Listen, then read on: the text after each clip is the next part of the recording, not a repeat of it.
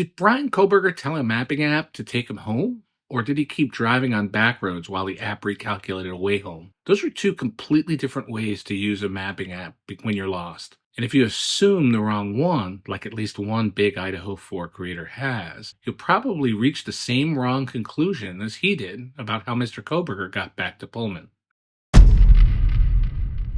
Let's test the simplest explanation.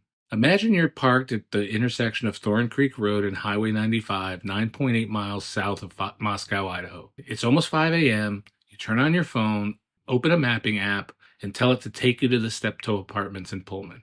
I asked mine exactly that, and the answer creates several problems. If Mr. Kohberger simply told the app to take him home, these are the three routes the mapping app gives him. He can go north to Moscow, he can go south around the Big Horseshoe, or he can go through Busby. Now let's compare those to Cyray's opinion and to other comments that he's made during interviews. He never describes any of these routes. Instead, he places Mr. Kohberger just north of Johnson on roads considerably farther south than where the mapping app wants to take us. And that's the problem. The first two routes were definitely not options that Mr. Kohberger took. The Busby route requires a short northbound stretch on Highway 95. That creates the problem because Cyray said there was no evidence that Mr. Kohberger ever traveled on Highway 95 before or after 4:48 a.m.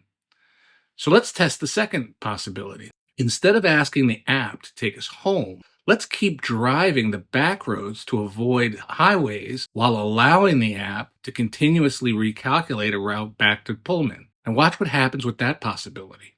The route changes with every decision the driver makes. The app isn't trying to get us back to the original route. It's trying to get us home for wherever we decide to go next. As we continue driving, the recommended route keeps adapting until it brings us out at Johnson Road and Bishop Boulevard.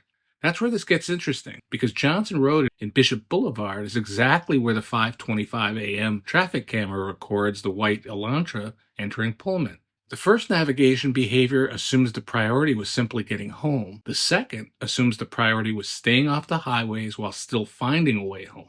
Both can eventually get us back to Pullman, but only one is consistent with the route, Cyray's testimony, the timeline before and after the 4:48 a.m. stop on Thorn Creek Road, and finally the 5:25 a.m. Johnson Road traffic camera. Everyone assumes Mr. Kohberger followed the map. The evidence suggests the map may have been following Mr. Kohberger.